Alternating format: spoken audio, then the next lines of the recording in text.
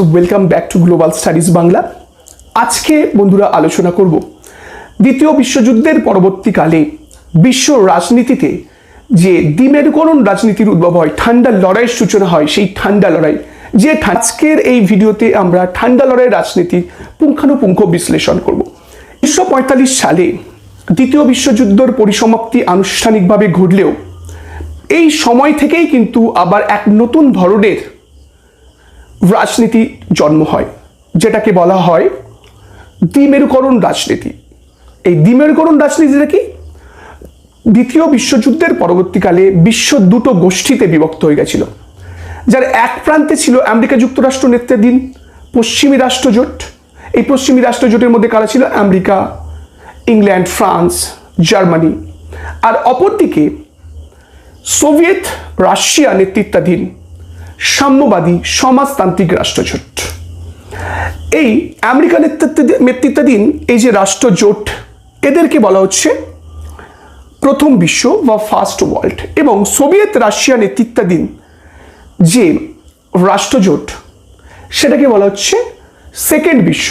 আর এর বাইরে আমেরিকা এবং সোভিয়েত রাশিয়া এই দুই রাষ্ট্রজোটের বাইরে যে সমস্ত দেশগুলো ছিল, যেমন ভারত, পাকিস্তান, ছোট ছোট সদ্য স্বাধীনতাপ্রাপ্ত দেশগুলো, এশিয়া, আফ্রিকা, ল্যাটিন আমেরিকার যে দেশগুলো, এদেরকে বলা হয় তৃতীয় বিশ্ব। আমরা তৃতীয় বিশ্ব সম্পর্কে পরের ভিডিওতে জানবো, কিন্তু এই ভিডিওতে আমরা চেষ্টা করব যে ঠান্ডা লড়াই রাজনীতির কিভাবে সূচনা হলো।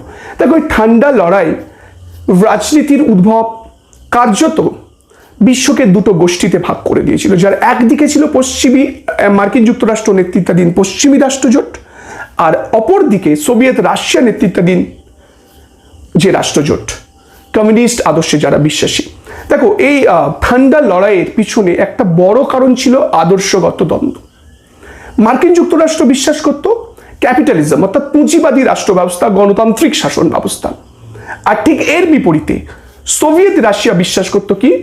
সাম্যবাদী শাসন ব্যবস্থা এবং সাম্রাজ্যবাদ বিরোধিতার কথা বলতো সোভিয়েত রাশিয়া। ফলে এই সোভিয়েত রাশিয়া আর আমেরিকার সম্পর্ক কিন্তু সাপ এবং বেজির যে সম্পর্ক, সেই সাপ এবং বেজির সম্পর্ক আদর্শগত মূলত লড়াইকে কেন্দ্র করে এই পুরো ঘটনার সূত্রপাত ঘটলেও এর পেছনে কিন্তু অর্থনৈতিক, রাজনৈতিক সমস্ত কারণ ভরপুর ছিল।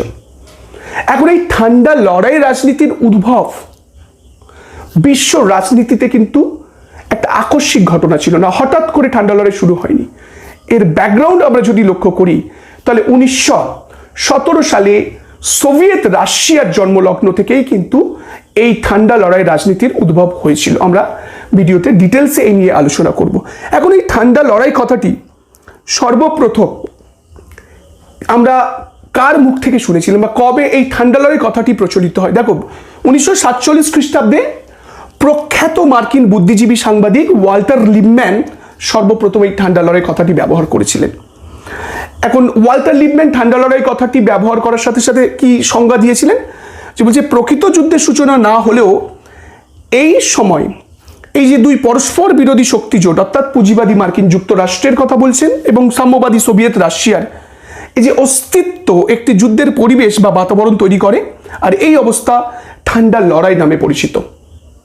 তো ওয়াল্টার লিপম্যান একজন মার্কিন সাংবাদিক, তিনি সর্বপ্রথম কিন্তু এই ঠান্ডা লড়াই কথাটা প্রচলন করেন, মার্কিন সাংবাদিক, এবং তারপর থেকেই কিন্তু এই কথাটার প্রচলন আরো বেড়ে যায়। আচ্ছা, এখন ঠান্ডা লড়াইয়ের বেশ কিছু বৈশিষ্ট্য ছিল, সেই বৈশিষ্ট্যগুলোকে আমাদের বুঝতে হবে যে ঠান্ডা লড়াইয়ের কি কি বৈশিষ্ট্য এই ঠান্ডা লড়াইকে অন্যান্য লড়াই বা যুদ্ধ থেকে কিভাবে আলাদা করছে। এখন দেখো, দ্বিতীয় বিশ্বযুদ্ধের পরবর্তীকালে এই যে বিশ্বের মহাশক্তিধর রাষ্ট্রগুলো, যাদেরকে আমরা সুপার পাওয়ার বলছি, এই মহাশক্তিধর রাষ্ট্রগুলোর এই সময় যে এই কালপর্বে যে আবির্ভাব হয়েছিল, তো ঠান্ডা লড়াই বলতে আমরা মূলত এই বিশ্বের অন্যান্য শক্তিশালী রাষ্ট্র থাকলে কি হবে, আমেরিকা এবং সোভিয়েত রাশিয়াই কিন্তু এই ঠান্ডা লড়াইয়ের প্রকৃত নিয়ন্ত্রক ছিলেন। তাই আমরা ঠান্ডা লড়াই বলতে বুঝি আমেরিকা যুক্তরাষ্ট্রের সাথে সোভিয়েত রাশিয়ার প্রতিদ্বন্দ্বিতা। সেটা আদর্শগত কারণ হতে পারে, সামরিক হতে পারে, অর্থনৈতিক কারণ থাকতে পারে, সেটা আমরা পরে আলোচনা করছি। কিন্তু মূলত ঠান্ডা লড়াই বলতে আমরা কি বুঝি, বিশ্ব কি বোঝে? ঠান্ডা লড়াই বলতে মূলত আমেরিকা এবং সোভিয়েত রাশিয়ার প্রতিদ্বন্দ্বিতাকে কিন্তু বোঝায়। নেক্সট দেখো, এই কালো পর্বে আমেরিকা ও সোভিয়েত রাশিয়া দুই রাষ্ট্রই অন্যান্য রাষ্ট্রের উপর প্রভাব বিস্তার করতে এবং তাদের সাহায্য সহযোগিতা লাভের তাৎপর্যটা আমরা ঠান্ডা লড়াই যখন চলছিল দেখছিলাম যে ঠান্ডা লড়াই চলাকালীন আমেরিকা এবং সোভিয়েত রাশিয়া অন্যান্য রাষ্ট্রের উপর নিজেদের প্রভাব বৃদ্ধি করার চেষ্টা করছিলেন। যেখানে আমেরিকা যাচ্ছে সেখানেই সোভিয়েত রাশিয়া যাচ্ছে, ফলে সোভিয়েত রাশিয়া এবং আমেরিকার মধ্যে একটা কম্পিটিশন চলছিল যে কে কোন রাষ্ট্রের ওপর বা কে কত বেশি রাষ্ট্রের ওপর প্রভাব বিস্তার করতে পারে। ঠিক আছে, তো সহযোগিতা লাভে তৎপর হয়ে ওঠে। নেক্সট দেখুন, দুই পক্ষই ঠান্ডা লড়াইকে রাজনৈতিক মতাদর্শের উপর প্রতিষ্ঠা করছিলেন। আমেরিকা এবং সোভিয়েত রাশিয়া দুই পক্ষই এই ঠান্ডা লড়াইকে রাজনৈতিক মতাদর্শের উপর প্রতিষ্ঠা করেছিলেন। আমেরিকা কি প্রচার করতেন? ব্যক্তি স্বাধীনতা ও গণতন্ত্রের নামে সোভিয়েত রাশিয়াকে কাউন্টার করতো, আবার সোভিয়েত রাশিয়া আমেরিকাকে কাউন্টার করতো কিভাবে? সাম্রাজ্যবাদ বিরোধিতা এবং সাম্যবাদের নামে এই আমেরিকার বিরুদ্ধে কিন্তু সোভিয়েত রাশিয়া আবার যুদ্ধে অবতীর্ণ হতো। ফলে একটা আদর্শগত একটা ইডিওলজি কিন্তু সবসময় এদের দুজনের মধ্যে কাজ করতো। ঠান্ডা লড়াইকে কেন্দ্র করে আমরা আর কি দেখেছি? আমেরিকা ও সোভিয়েত রাশিয়া উভয়ই সামরিক প্রস্তুতি বৃদ্ধি করেছিল। এই ঠান্ডা লড়াইয়ের সময় রাশিয়া এবং আমেরিকার সামরিক অস্ত্রশস্ত্রের পরিমাণ কিন্তু প্রচুর বাড়িয়েছিল, ফলে এটা সামরিক প্রতিদ্বন্দ্বিতা চলছিল, কিন্তু কখনো সরাসরি আমেরিকা এবং সোভিয়েত রাশিয়া যুদ্ধে অবতীর্ণ হয়নি। যেখানে এই ঠান্ডা লড়াইয়ের রাজনীতির সূচনা হয়েছে সেখানে আমেরিকা এবং সোভিয়েত রাশিয়া উভয় ঝাঁপিয়ে পড়েছে, কিন্তু সরাসরি কখনো যুদ্ধে নামেনি। তাই ঠান্ডা লড়াই কিন্তু কখনো সরাসরি যুদ্ধ হয়নি, একটা যুদ্ধের পরিস্থিতি তৈরি হয়েছিল। ধরো এমন একটা সিচুয়েশন, প্রচণ্ড মেঘ করে এসছে, যে কোনো মুহূর্তে বৃষ্টি হতে পারে, প্রচণ্ড মেঘ ডাকছে, মনে হলো এই বুঝি ঝড় আসছে, কিন্তু হলো না। ফলে ঠান্ডা লড়াই সেম যে রাজনৈতিক সামরিক দুর্যোগ বিশ্ব রাজনীতিতে এই সময় তৈরি হচ্ছিল, বিশ্ব রাজনীতিতে যে কোনো মুহূর্তে কোনো বড় ধরনের যুদ্ধ ঘটে যেতে পারত, কিন্তু সেখানে সরাসরি কোনো যুদ্ধ হয়নি, তাই এটাকে ঠান্ডা লড়াই বলা হচ্ছে। ঠিক আছে, তো এইগুলো ছিল ঠান্ডা লড়াইয়ের বৈশিষ্ট্য। নেক্সট দেখো, এই ঠান্ডা লড়াইয়ের ঐতিহাসিক ব্যাখ্যা। বিভিন্ন ঐতিহাসিক ঠান্ডা লড়াইকে বিভিন্নভাবে ব্যাখ্যা করছেন। যে সমস্ত ঐতিহাসিক এই ঠান্ডা লড়াইকে আদর্শগত লড়াই বলছেন, দেখো মার্কিন পুঁজিবাদ ও সাম্যবাদের মধ্যে এই আদর্শগত লড়াই, অনেকেই বলছেন যে এই ঠান্ডা লড়াই মূলত আসলে ছিল মার্কিন যুক্তরাষ্ট্র আর সোভিয়েত রাশিয়ার মধ্যে আদর্শগত লড়াই। কি আদর্শগত লড়াই? মার্কিন পুঁজিবাদের বিরুদ্ধে সাম্যবাদের লড়াই, সাম্যবাদের বিরুদ্ধে মার্কিন পুঁজিবাদের লড়াই। দেখো, প্রাক্তন সোভিয়েত রাশিয়ার পররাষ্ট্রমন্ত্রী ম্যাক্সিম লিটভিনভ এর মতে ঠান্ডা লড়াইয়ের অন্তর্নিহিত কারণ হলো পূর্ব এবং পশ্চিমের পরস্পর বিরোধী আদর্শগত ধ্যান ধারণার মধ্যে যে বৈপরীত্য আছে। আগেই বললাম, সাম্যবাদের সম্পূর্ণ বিপরীত মেরুতে অবস্থান কিন্তু পুঁজিবাদ। ফলে এই আমেরিকার নেতৃত্বাধীন যে শক্তি জোট, তারা পুঁজিবাদী শাসন ব্যবস্থায় বিশ্বাসী ছিল, আর সোভিয়েত রাশিয়া তার জন্মই হয়েছে কিন্তু সাম্যবাদী আন্দোলনের মাধ্যমে, আমাদের লেনিনের মাধ্যমে এই বিশ্বের প্রথম সমাজতান্ত্রিক রাষ্ট্র হিসাবে কিন্তু সোভিয়েত রাশিয়ার আবির্ভাব হয়। ফলে এই সোভিয়েত রাশিয়ার জন্মলগ্ন থেকেই আমরা দেখেছি আমেরিকা কখনো সাম্যবাদকে কিন্তু পছন্দ করেনি। হিটলারের উত্থান কিন্তু আমেরিকা এবং ইংল্যান্ড এবং ফ্রান্সের তোষণ নীতি মূলে ছিল কিন্তু রাশিয়ার সাম্যবাদকে কাউন্টার করা। কারণ এই যে ইংল্যান্ড এবং ফ্রান্স বা এই যে পুঁজিবাদী রাষ্ট্রজোট বা শক্তিজোট, এরা কিন্তু সাম্যবাদকেই বেশি ভয়ের চোখে দেখত হিটলারের থেকে। তাই হিটলারের পিছনে এই যে তোষণ নীতি ইংল্যান্ড এবং ফ্রান্স গ্রহণ করেছিল, তার মূলেই কিন্তু ছিল এই তাদের সাম্যবাদের প্রতি ভীতি বা সাম্যবাদের প্রতি ঘৃণা। তাই রাশিয়ার সাম্যবাদকে কাউন্টার করার জন্যই কিন্তু আমরা দেখেছিলাম যে ইংল্যান্ড এবং ফ্রান্সের জার্মানির প্রতি তোষণ নীতি গ্রহণ করতে। তো এরা বলছেন কি আদর্শগত লড়াই। নেক্সট দেখো, আর কি বলছেন? অধ্যাপক হার্টম্যান বলেন যে দুই বৃহৎ শক্তির দৃষ্টিভঙ্গিগত পার্থক্যের জন্যই ঠান্ডা লড়াইয়ের উৎপত্তি হয়। আবার অনেকে ঠান্ডা লড়াই শুরুর জন্য আবার সোভিয়েত রাশিয়াকে কিন্তু দায়ী করছেন, বলছে যে সোভিয়েত রাশিয়ার দ্বিতীয় বিশ্বযুদ্ধের পরবর্তীকালে স্পেশালি পূর্ব ইউরোপে রুশীকরণ যে পদ্ধতি বা সাম্যবাদের প্রসার রোধ করার যে প্রয়াস, এর জন্যই কিন্তু ঠান্ডা লড়াইয়ের রাজনীতির উদ্ভব হয়েছিল। যাকে নেক্সট দেখো, ঠান্ডা লড়াইয়ের কেবল আদর্শগত লড়াই বলে যারা মনে করেন না, এর পেছনে যারা বৃহৎ একটা অর্থনৈতিক প্রেক্ষাপট দেখতে পান, দেখো মার্কিন পররাষ্ট্র সচিব কডরেল হাল, উইলিয়াম ফ্লেমিং, গ্যাব্রিয়েল কালকো, ডেভিড হরউইচ প্রমুখ $10 অর্থনৈতিক ব্যাখ্যা দিয়েছেন। এদের মতে যে দ্বিতীয় বিশ্বযুদ্ধের পরবর্তীকালে মার্কিন যুক্তরাষ্ট্র যেভাবে অর্থনৈতিকভাবে শক্তিশালী একটি শক্তিতে পরিণত হয়েছিল, তাই সমগ্র বিশ্বে মার্কিন অর্থনৈতিক বা মার্কিন ব্যবসায়ীরা পুঁজি বিনিয়োগ করে বাজার সৃষ্টি করার যে চেষ্টা করছিল, অর্থাৎ বাজারকে দখল করার যে চেষ্টা করছিল, সেখান থেকেই কিন্তু মূলত এই যুদ্ধের পরিবেশটা তৈরি হয়েছিল। কারণ মার্কিন যুক্তরাষ্ট্র চাইছিল বিশ্বের অর্থনৈতিক বাজারটাকে দখল করতে, এবং সেই জায়গায় এক কাউন্টার করছিল কি সোভিয়েত রাশিয়া। ফলে এই সব কিছুর মূলে রয়েছে, $10 মূলে রয়েছে অর্থনৈতিক একটা কারণ, অর্থনৈতিক একটা পরিপ্রেক্ষিত। ঠিক আছে, নেক্সট দেখো। এবার আমরা এর পেছনে সোভিয়েত রাশিয়ার বিস্তারবাদী নীতিকেও, অনেক ঐতিহাসিক সোভিয়েত রাশিয়ার বিস্তারবাদী নীতিকে $10 পেছনে মূল কারণ বলছেন। দেখো, যেমন Herbert Feis, George Kennan, Winston Churchill কে ছিলেন ইংল্যান্ডের প্রাক্তন প্রধানমন্ত্রী উইনস্টন চার্চিল প্রমুখ $10 পিছনে সোভিয়েত রাশিয়ার বিস্তারবাদী নীতিকেই দায়ী করছেন। বিশেষত পূর্ব ইউরোপের সোভিয়েত রাশিয়ার সম্প্রসারণ নীতি এবং বলকান অঞ্চলে তার প্রাধান্য বিস্তার করার উদ্যোগ মার্কিন পুঁজিবাদী রাষ্ট্র ভালো চোখে নেয়নি। বলকান অঞ্চল বলতে এই যে Slav area, Greece, Serbia, Bosnia, Romania, Moldavia, এই যে জায়গার ওপর বলকান অঞ্চল আমরা দেখেছি যে বলকান অঞ্চলকে কেন্দ্র করে বিশ্ব রাজনীতি মাঝে মধ্যেই কিন্তু সংকটাপন্ন পরিস্থিতি তৈরি হয়েছিল। সেই বলকান অঞ্চলে যখন রাশিয়া তার উষ্ণ জল নীতি অনুযায়ী প্রভাব বিস্তার করার চেষ্টা করছিল, সেই সময় কিন্তু মার্কিন যুক্তরাষ্ট্র তাকে কাউন্টার করার চেষ্টা করছে। তাই সোভিয়েত রাশিয়ার যে বিস্তারবাদী নীতি, স্পেশালি স্ট্যালিনের নেতৃত্বে যে বিস্তারবাদী নীতি ছিল, সেই বিস্তারবাদী নীতিকেই অনেকে বলছেন দ্বিতীয় বিশ্ব ঠান্ডা লড়াইয়ের মূলে কিন্তু একটা গুরুত্বপূর্ণ কারণ। আচ্ছা, এবার দেখো আমরা আলোচনা করব ঠান্ডা লড়াইয়ের সূচনা কিভাবে হয়। দেখো, ঠান্ডা লড়াইয়ের সূচনা কিভাবে হয়েছে সেটা আলোচনা করতে গেলে আমাদের কিন্তু একটু আগে থেকেই শুরু করতে হবে। আমাদের আলোচনা করতে হবে 1917 খ্রিস্টাব্দের বলশেভিক বিপ্লব এবং পশ্চিমী রাষ্ট্রের মনোভাব। 1917 সালে বিশ্বের যখন প্রথম সমাজতান্ত্রিক রাষ্ট্রের প্রতিষ্ঠা হলো, তখন কিন্তু এই মার্কিন যুক্তরাষ্ট্র এবং তার পুঁজিবাদী দেশগুলো তারা কিন্তু এই সাম্যবাদের শাসন ব্যবস্থাকে কিন্তু সুনজরে দেখেনি, ভালো চোখে দেখেনি। তারা কিন্তু এই সাম্যবাদী সরকারকে ব্যতিব্যস্ত করে তোলার নানান রকমের চেষ্টা করেছিল, কিন্তু সে সত্ত্বেও কিন্তু সাম্যবাদের জয়লাভ হয় এবং সোভিয়েত রাশিয়া বিশ্বের প্রথম সমাজতান্ত্রিক রাষ্ট্র হিসেবে আত্মপ্রকাশ করেন। ফলে দ্বিতীয় বিশ্বযুদ্ধের সময় যখন ইংল্যান্ড, ফ্রান্স এবং রাশিয়া একই গোষ্ঠীতে যোগদান করে, তখনও পর্যন্ত কিন্তু রাশিয়া সম্পূর্ণভাবে ইংল্যান্ড এবং ফ্রান্সকে বিশ্বাস করতে পারেনি। কারণ এই ইংল্যান্ড এবং ফ্রান্স সাম্যবাদী শাসন ব্যবস্থাকে ধ্বংস করার নানান চেষ্টা করছিলেন। সোভিয়েত রাশিয়ার মধ্যে গৃহযুদ্ধের পরিস্থিতি তৈরি হয়েছিল লেনিন যখন ক্ষমতায় আসেন।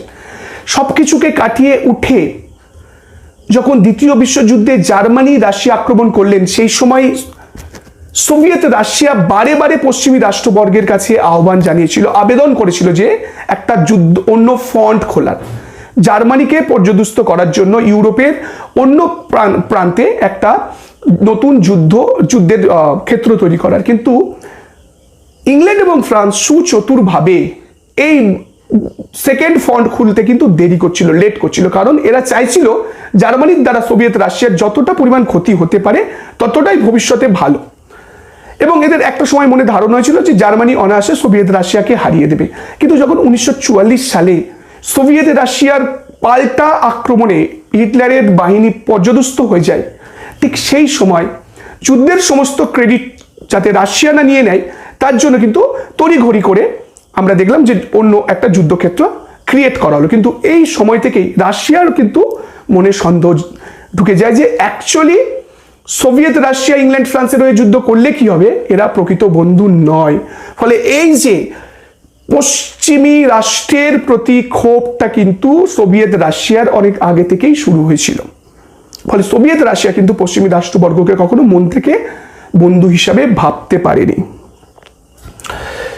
দ্বিতীয় বিশ্বযুদ্ধ চলাকালীন রণাঙ্গন, যেটা এখনই বললাম, দ্বিতীয় রণাঙ্গন খোলাকে কেন্দ্র করে গন্ডগোল হয়েছিল। নেক্সট দেখো মার্কিন রাষ্ট্রপতি ট্রুম্যানের ওপর পেন্টাগনের প্রভাব। 1945 সালে যখন মার্কিন প্রেসিডেন্ট ছিলেন রুজভেল্ট, সেই সময় কিন্তু রাশিয়ার সাথে একটা ভালো সম্পর্ক মোটামুটি যুদ্ধ পরবর্তীকালে রুজভেল্টের ছিল। কিন্তু রুজভেল্ট 1945 সালে মারা যাওয়ার পর নতুন মার্কিন প্রেসিডেন্ট হন ট্রুম্যান, এবং এই সময় ইংল্যান্ডেরও কিন্তু ক্ষমতার নেতৃত্ব কিন্তু চেঞ্জ হয়েছিল। কারণ অপরদিকে ইংল্যান্ডের প্রধানমন্ত্রী উইনস্টন চার্চিল, যিনি অভিজ্ঞ ছিলেন, তার জায়গায় কিন্তু নতুন প্রধানমন্ত্রী হয়েছিলেন ক্লিমেন্ট এটলি। ফলে এই যে নতুন মার্কিন যুক্তরাষ্ট্র এবং ইংল্যান্ডের ক্ষমতা বদল, রুজভেল্ট এবং উইনস্টন চার্চিলের জায়গায় হ্যারি ট্রুম্যান এবং ক্লিমেন্ট এটলি এরা সম্পূর্ণ অনভিজ্ঞ।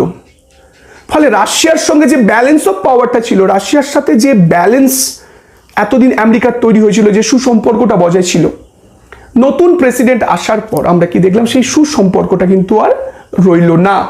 আর মার্কিন নতুন প্রেসিডেন্ট হ্যারি ট্রুম্যানের ওপর পেন্টাগন অর্থাৎ আমেরিকার যে সামরিক দপ্তর, সদর দপ্তর, তার প্রভাব ছিল। পেন্টাগনের যারা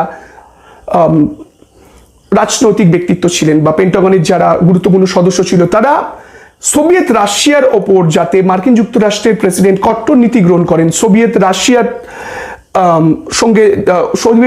ওপর যে কঠোর নীতি যাতে প্রয়োগ করে, বারে বারে কিন্তু বোঝাতে থাকেন। ফলে রাশিয়ার সাথে যে সুন্দর বোঝাপড়া তৈরি হয়েছিল রুজভেল্টের সময়, সেটা কিন্তু একটা সন্দেহ তৈরি করতে শুরু করে।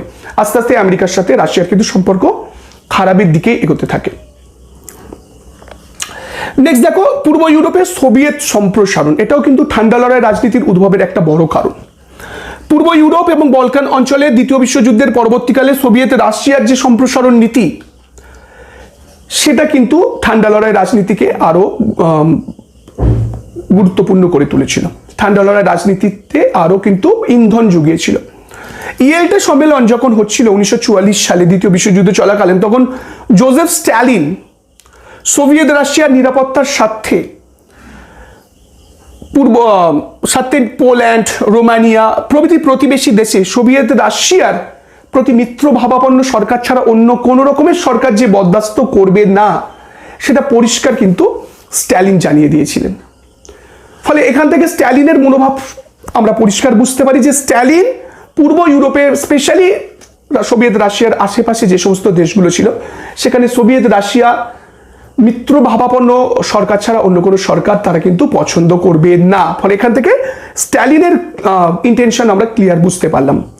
এই যে পূর্ব ইউরোপের দেশগুলোতে জোসেফ স্ট্যালিন বা সোভিয়েত রাশিয়া রুশীকরণ নীতি বা সমাজতান্ত্রিক সরকার প্রতিষ্ঠার যে প্রয়াস, এটা কিন্তু সুনজরে দেখেনি মার্কিন যুক্তরাষ্ট্র নেতৃত্বাধীন শক্তিজোট। ফলে মার্কিন যুক্তরাষ্ট্রের পূর্ব ইউরোপের যে ভীতি, সোভিয়েতীকরণের যে ভীতি, সেটা কিন্তু ঠান্ডা লড়াই রাজনীতিতে একটা বড় প্রভাব ফেলেছিল। নেক্সট পয়েন্ট দেখো,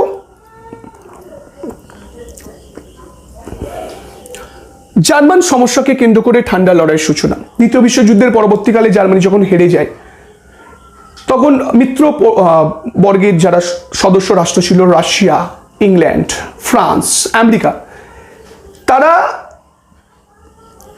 পটসডাম সম্মেলনে মিলিত হলেন এবং তারা পূর্ব ইউরোপে জার্মানির সমস্যাকে কিভাবে সমাধান করবেন সেই নিয়ে কিন্তু যখন আলোচনা করছিলেন, তখন অন্য তিন রাষ্ট্রপ্রধানের সঙ্গে কিন্তু স্ট্যালিনের বারে বারে বিরোধ হয়েছে। কারণ দেখো, দ্বিতীয় বিশ্বযুদ্ধের পরবর্তীকালে পরাজিত জার্মানির ভবিষ্যৎ কি হবে, সেই প্রশ্নে সোভিয়েত ইউনিয়ন এবং পশ্চিমী রাষ্ট্রগুলির যে পরস্পর বিরোধী মনোভাব, সেটা কিন্তু আরো একবার প্রকাশ্যে চলে আসে। সোভিয়েত ইউনিয়ন জার্মানিতে একটি কেন্দ্রীভূত সরকার গঠনের পক্ষপাতী ছিলেন। অপরদিকে মার্কিন যুক্তরাষ্ট্র চাইছিলেন যে জার্মানিতে একটি গণতান্ত্রিক এবং যুক্তরাষ্ট্রীয় শাসন ব্যবস্থা প্রবর্তিত হোক।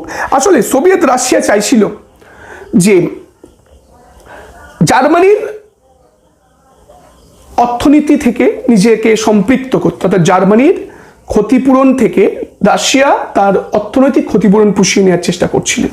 ফলে 1949 খ্রিস্টাব্দের আগস্ট মাসে আমরা কি দেখলাম, যখন মতভেদ চরম আকার ধারণ করলো, 1949 খ্রিস্টাব্দের আগস্ট মাসে পশ্চিমী জোট জার্মান প্রজাতান্ত্রিক সরকার বা ফেডারেল রিপাবলিক অফ জার্মানি তৈরি করলেন তাদের অধিকৃত এলাকাতে।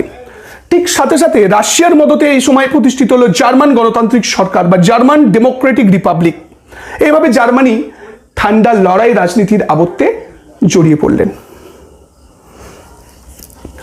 মধ্যপ্রাচ্যে পারস্য এবং তুরস্ককে নিয়ে সোভিয়েত রাশিয়া পশ্চিমী জোটের মধ্যে বিরোধ, এটা আর একটা বড় কারণ। দেখো, মধ্যপ্রাচ্যে বিশেষ করে পারস্যে যে তেলের যে ভান্ডার, এই তৈল সম্পদ কার নিয়ন্ত্রণে যাবে?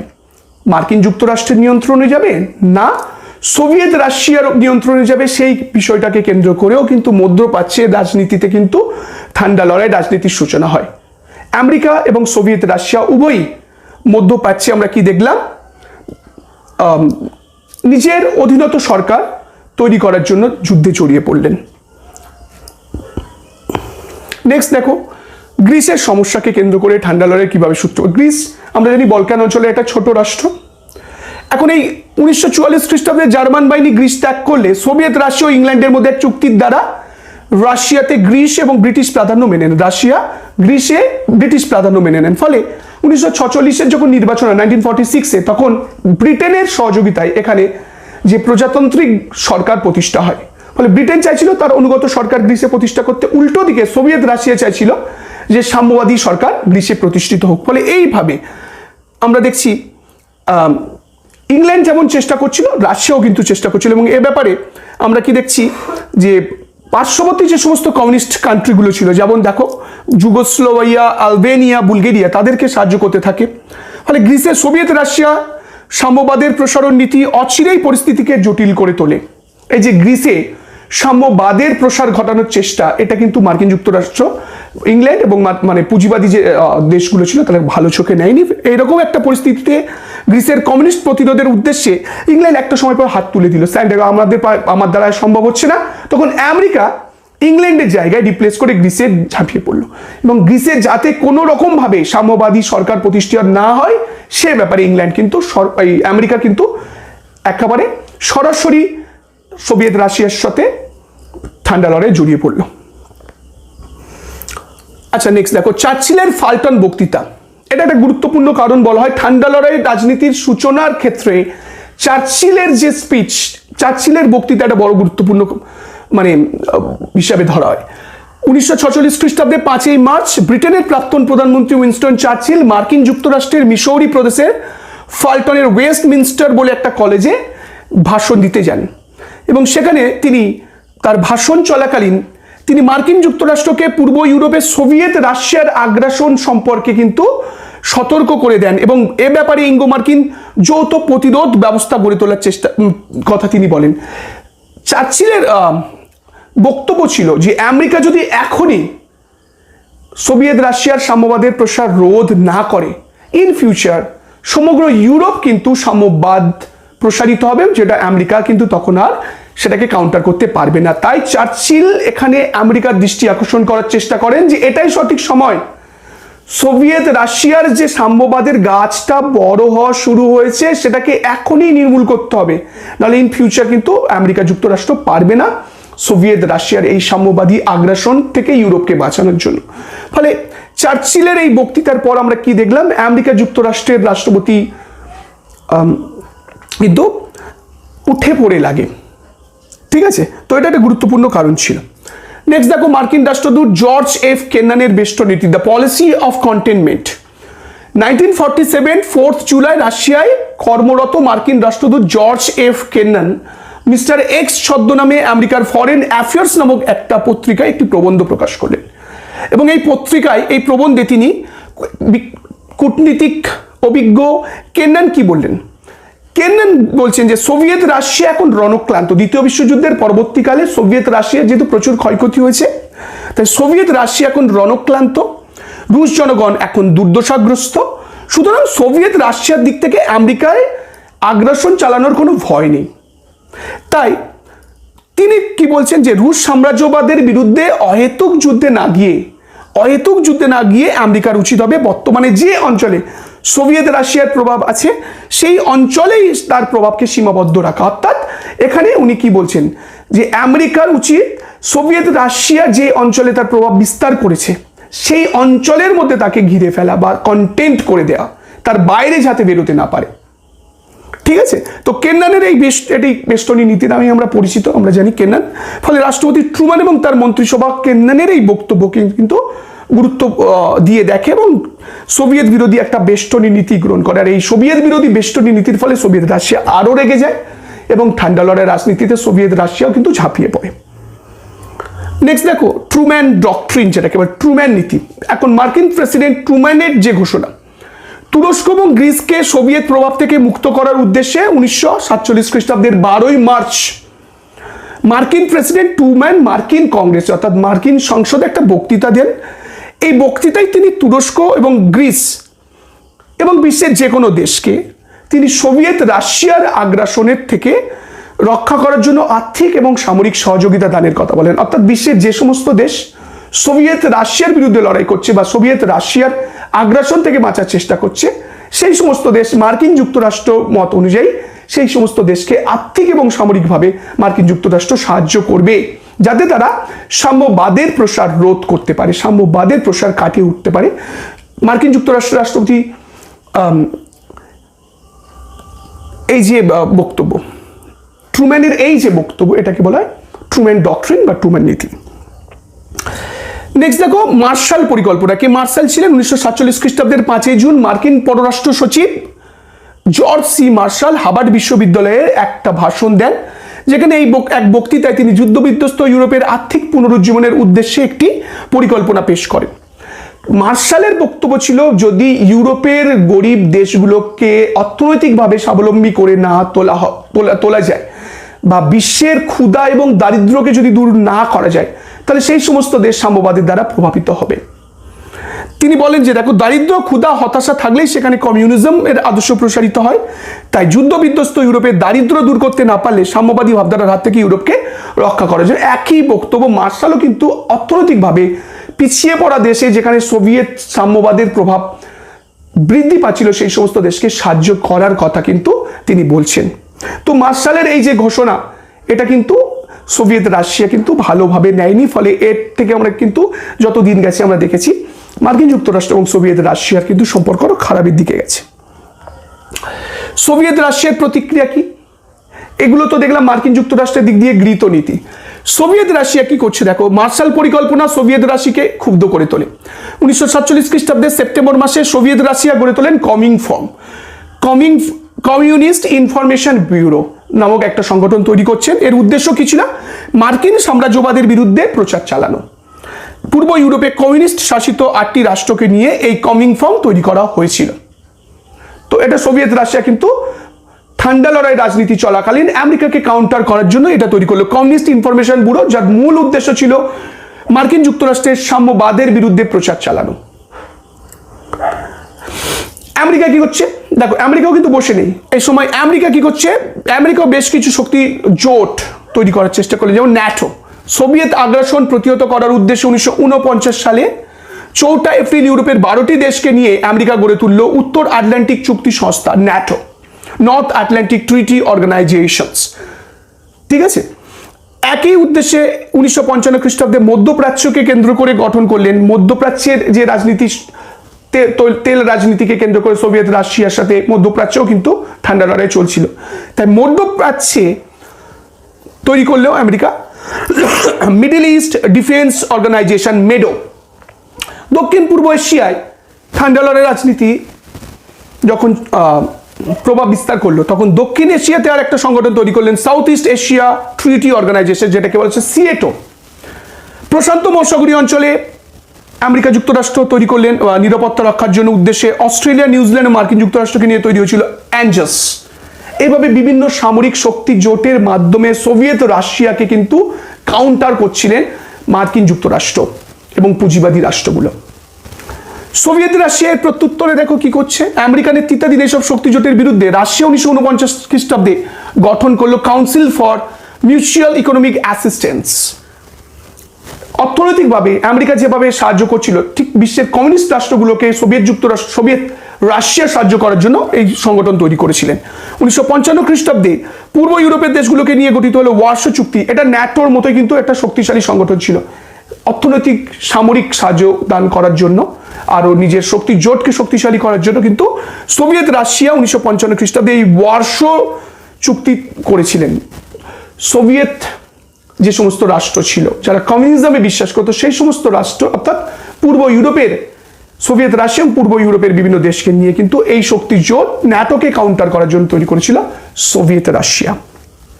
তো এইভাবে দ্বিতীয় বিশ্বযুদ্ধের পরবর্তীকালে আমেরিকা যুক্তরাষ্ট্র এবং সোভিয়েত রাশিয়া নেতৃত্বে কার্যত বিশ্ব দুটো মেরুতে ভাগ হয়ে গেছিল, যার একদিকে ছিল আমেরিকা যুক্তরাষ্ট্র, অপরদিকে ছিল সোভিয়েত রাশিয়া।